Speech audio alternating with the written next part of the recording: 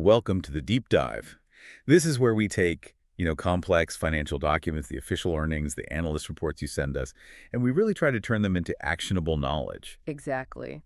Our mission is always to cut through the sort of press release spin, find that true operational story. It's often hiding in the footnotes, isn't it? Or those non-GAAP It adjustments. really is. And today we're tackling a really interesting one. IREN Limited's Q1 fiscal year 2026 results. So that's for the period ending September 30th, 2025. And this one, well, it's a fascinating case study in a major strategic pivot.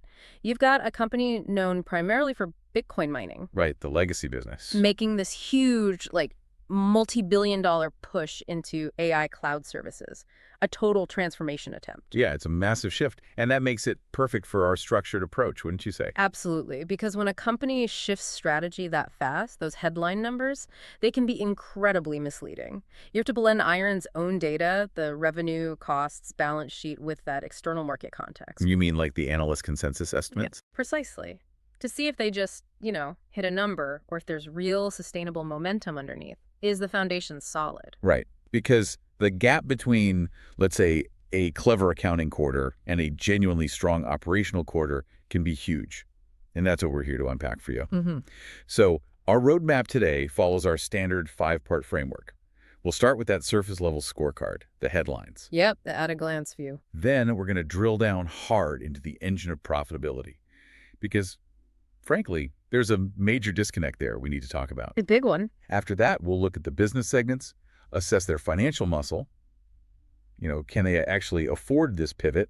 And finally, we'll map out the, incredibly ambitious road ahead that management's outlined. Essentially, we're asking, did they successfully use the cash flow and the power infrastructure from their past From the mining days. to actually fund the huge capital spending needed for this AI future? It's a massive bet, really. All or nothing, almost. And these Q1 results are like the first major test. Okay, definitely a high-stakes story. Let's get into it. Now for slide 1, the at-a-glance scorecard. So we have to start with those headlines because, honestly, they are pretty staggering. IREN reported record revenue, top line, of $240.3 million for Q1. And that's not just a little bit of growth. It's an explosion. A 355.1% increase year over year. Think about that, up from only $52.8 million in the same quarter last year. Wow. That kind of growth just screams massive expansion, doesn't it? Primarily on the mining side, you'd assume, generating that kind of cash. You would, and that huge top-line number fueled a bottom-line swing that, well, it definitely got the market's attention. They reported a record net income of $384.6 million. $384.6 million, and that's coming off a significant loss, right? Exactly. It completely reverses that $51.7 million loss from the prior year's quarter. So if you're just looking at headlines, maybe trading quickly, this looks like an absolute home run. And crucially for market perception, they did beat the external expectations, the street consensus. Right. Market data, like from Zacks, showed analysts were expecting around $229.14 million in revenue. So IREN coming in at $240.3 million. That's a comfortable beat. Usually sends a pretty positive signal. And did the market react positively Well, it initially? seems so. Reports from places like Reuters mentioned the initial reaction was pretty upbeat, specifically because the profit figures, the pre-tax ones, came in better than forecasts. So yeah, they ticked the boxes the street was watching. Okay. But here's where we as analysts need to pause. This is the critical friction point we flagged earlier. Look at the scale of change here. Revenue, the money from actually selling stuff, grew by $187.5 million compared to last year. Yeah. Okay, that's substantial. Very substantial. But the net income swing, going from a loss of over $50 million to a profit of nearly $385 million, that's a positive change of over $436 million. Right. And there's the mismatch. Exactly. Revenue up by $187.5 million, profit up by $436 million. That difference, what is that, over $250 million? That's the gap. That's the first big, bright red warning flag in this whole report. I mean, think about it.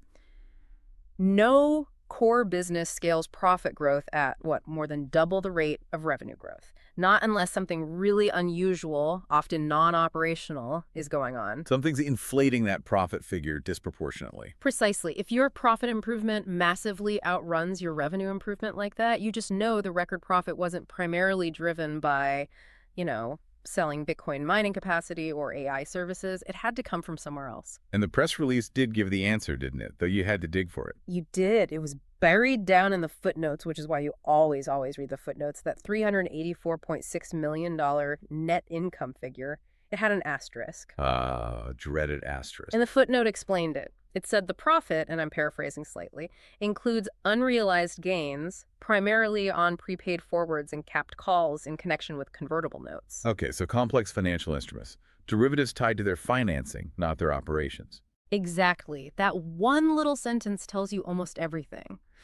This massive headline profit number, the one the market initially reacted to, is overwhelmingly driven by a non-cash, non-operational accounting gain. We absolutely cannot understand IREN's real health until we strip that out. Which sets us up perfectly for the next step. We need to find the actual operational core underneath all this noise. Moving to slide 2. The engine of profitability. Right, so let's define our terms first. That official GAAP net income was $384.6 million. And GAAP, generally accepted accounting principles, those are the official rules everyone has to follow. They are. But as we just hinted, sometimes those very rules force companies to include things that create, well, a lot of noise, things that distort the true picture of how the actual business is doing day to day. And the noise here is loud. Deafening. If you pull up their consolidated statement of operations, the main financial table, you see the smoking gun. There's this huge line item, unrealized gain loss on financial instruments, and the number, $665 million, just from that one line item. Yep. That single number basically dominates the entire quarter's financial report. It's huge. Okay, for listeners maybe not deep into derivative accounting, can you quickly explain what an unrealized gain like this actually means?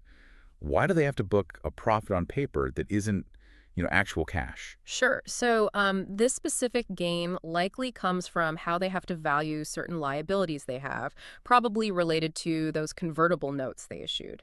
The value of those liabilities on their books can change quarter to quarter based on things like their own stock price or interest rates, market factors. So it's a mark-to-market adjustment. Exactly. An unrealized gain just means that on paper, the value of that instrument has improved for them since the last time they measured it. Accounting rules, often from FASB, say, okay, you have to show that increase in value right now on your income statement, even though zero actual cash has come into the company's death account because of it. It's a paper profit. Right. So the crucial question then, if you mentally pull out that massive, non-operational $665 million paper profit, what does the core business look like? The part management actually runs day to day. Well, when you pull back that $665 million curtain, the operational reality is pretty stark. The company's actual profit from its core business activities, what accountants call operating loss income, so profit before non-operational stuff like interest and taxes, and, importantly, before that giant gain, it was actually a loss of $76.4 million for the quarter. Wow. So the paper gain didn't just boost profit, it completely hid an almost $80 million operational loss. Completely masked it. Without that unrealized gain, the story is radically different. It goes from record profit to significant operating loss. Okay, hang on. If the official GAAP profit is that misleading, and they actually operated at a $76.4 million loss, why should we even trust management's adjusted numbers, like adjusted EBITDA? Aren't they just, picking figures to make things look better, dodging that operating loss? That's a really fair challenge. And it's why non-GAAP metrics are sometimes controversial, right? Because management does have discretion. However, the intent behind non-GAAP, when used properly, is sound. It's meant to give you a clearer view of ongoing cash flow generation by stripping out things that are genuinely one-off or non-cash items that obscure the real performance. So how did IREN calculate their adjusted EBITDA? Did they do it reasonably? Well, let's look. They started with a GAAP number, likely the net income or loss, and then they subtracted that massive $665.0 million unrealized gain, which is exactly what you'd want them to do, take out the paper profit. Okay, that makes sense. What else did they adjust? They also subtracted $72.4 million in stock-based compensation. Now, that's a real expense, but it is non-cash. So taking it out to get to an EBITDA-like figure, which is meant to approximate cash flow, is pretty standard practice. Right, so after those adjustments, taking out the huge paper gain and the non-cash stock comp, what operational figure are we left with? After that cleanup, the adjusted EBITDA comes out to $91.7 million. $91.7 million. Precisely. And that $91.7 million, in our view, is the most reliable indicator of their core operational performance this quarter. It tells you that from the $240.3 million in revenue they generated. From the mining and the small bit of AI services? They managed to convert $91.7 million into core operating cash flow before getting into complex financing stuff or taxes. This is the number that shows they have a functioning, cash-generating business model at its core, even if large fixed costs led to that GAAP operating loss. Okay, let's lock this in with margins. Because the GAAP net income margin, well, it was 160%, which is just absurdly high. Totally misleading. Only possible because you stuffed $665 million of paper gains into the numerator, right? It implies they make $1.60 in profit for every $1 in sales. Clearly unsustainable. So what's the real margin, the one based on operations? The real barometer, the sustainable profit per dollar from the actual business, is the adjusted EBITDA margin, and that comes out to 38%. 38%. Okay, Yeah. that feels much more grounded in reality. And actually, 38% is pretty strong, isn't it? Especially for a business dealing with infrastructure. It is strong, very healthy, especially considering energy costs can fluctuate in mining. But here's the multi-billion-dollar question, going back to the pivot. How sustainable is that 38% as they shift more heavily into AI cloud? Because that margin is mostly from Bitcoin mining right now. Almost entirely. Bitcoin mining, when power is managed well, can be a relatively high-margin, automated cash flow engine. But AI cloud, that's a different beast. You're competing head-to-head with giants like AWS, Azure, Google Cloud. It's intensely competitive, requires significant human capital. Maintaining a 38% margin in that sector, that's going to be a huge challenge. So this quarter's solid 38% margin is really reflecting the legacy business, the past, not necessarily predicting the future profitability of the AI segment. Exactly. It tells us the old engine is running well, but the new engine's efficiency is still largely unproven at scale, which means we absolutely need to look at where the money is actually coming from right now. Okay, perfect transition. Proceeding to slide 3, the engine room business segment performance.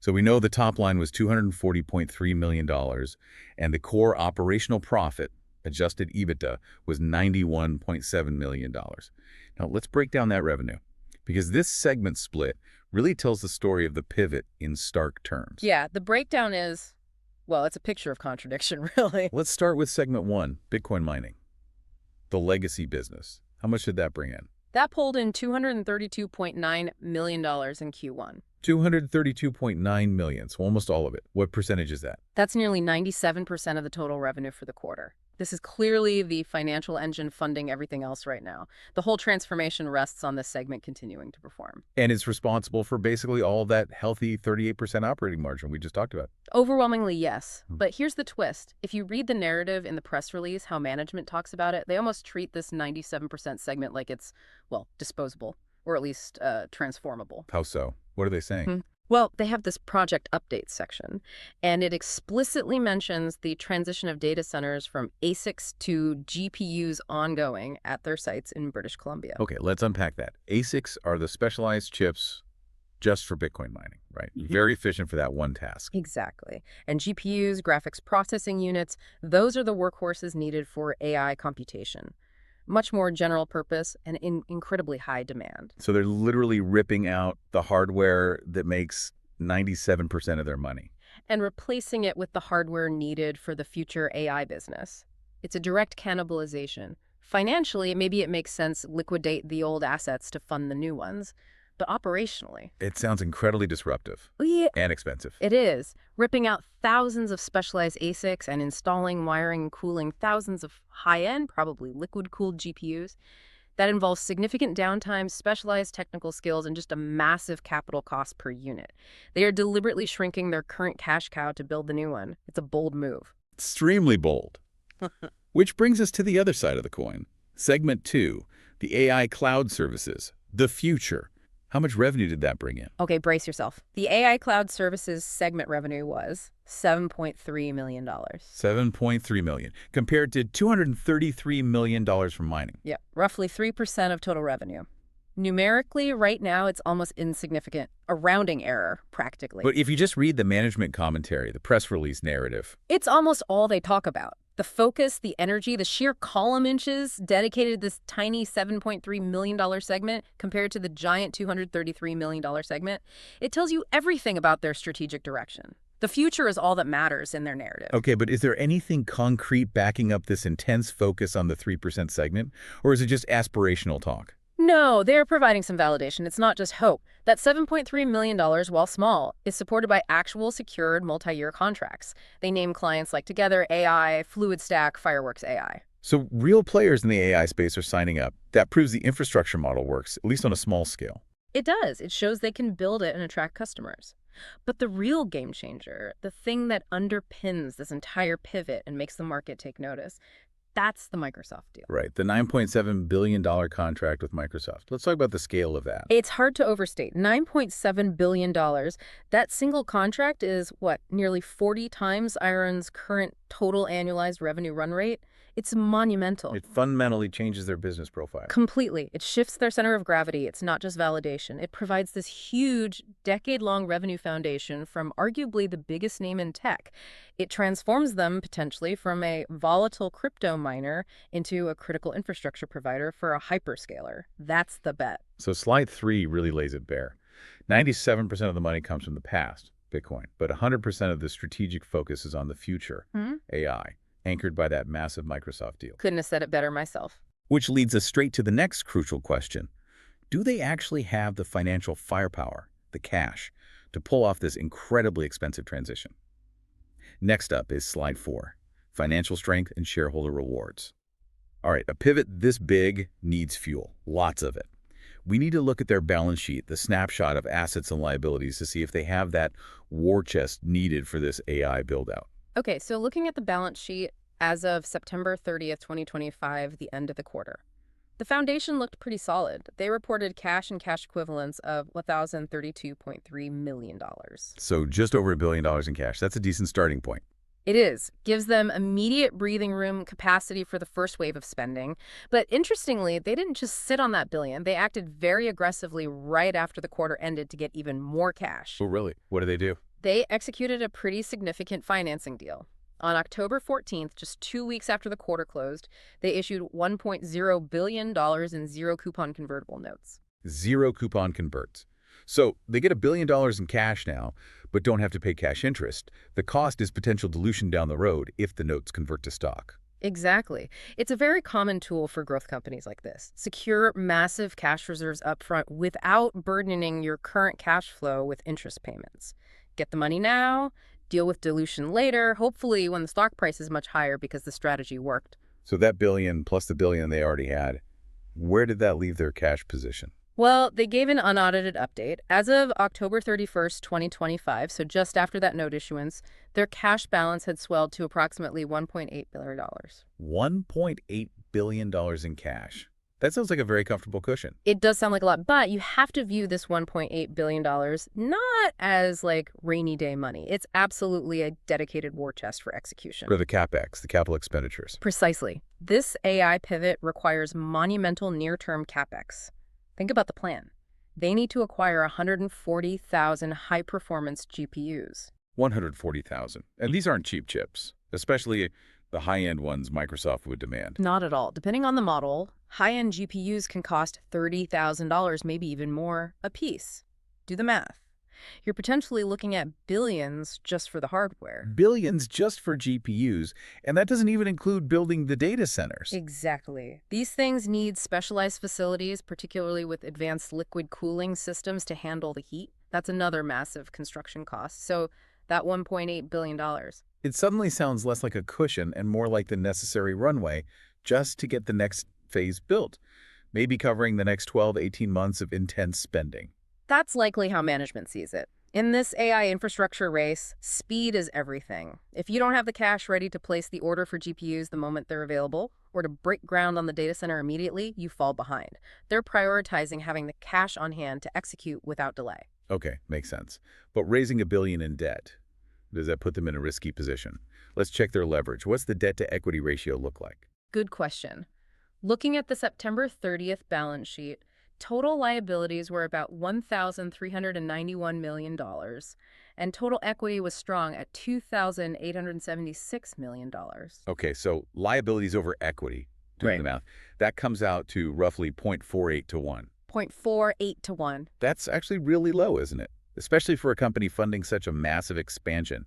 Less than 50 cents of debt for every dollar of equity? It's very manageable. That strong equity base is key. It signals to the market, to potential future lenders, that IREN has plenty of capacity to take on more financing if needed down the line to fully execute this multi-year, multi-billion-dollar build-out. They haven't stretched themselves thin yet. They've positioned themselves with flexibility. Right. So strong cash position, manageable debt. Mm-hmm. What about returning cash to shareholders?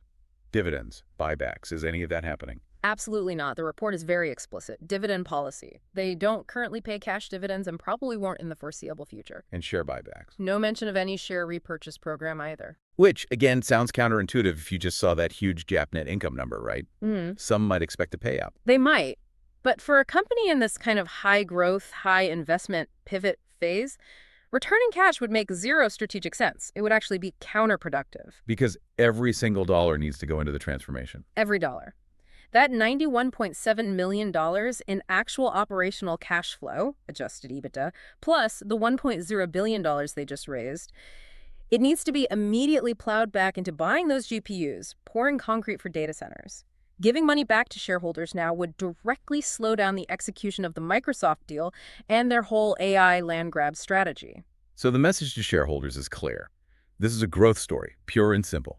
Bet on long-term appreciation from executing the AI plan, not on short-term cash returns. That's exactly the signal they're sending. All resources are focused on the build-out. Okay, that covers the financial foundation. Let's look at what they plan to build on it. Finally, slide 5. The road ahead management's outlook and key takeaways. This is where management paints the picture of the future, right? The payoff for all this spending and operational upheaval. What's the core message from leadership? Well, the co-founder and co-CEO, Daniel Roberts, his comments in the release are laser-focused. It's all about the future of AI cloud. He explicitly points to that Microsoft partnership as the thing that solidifies IREN's position, aiming to be a leading AI cloud service provider.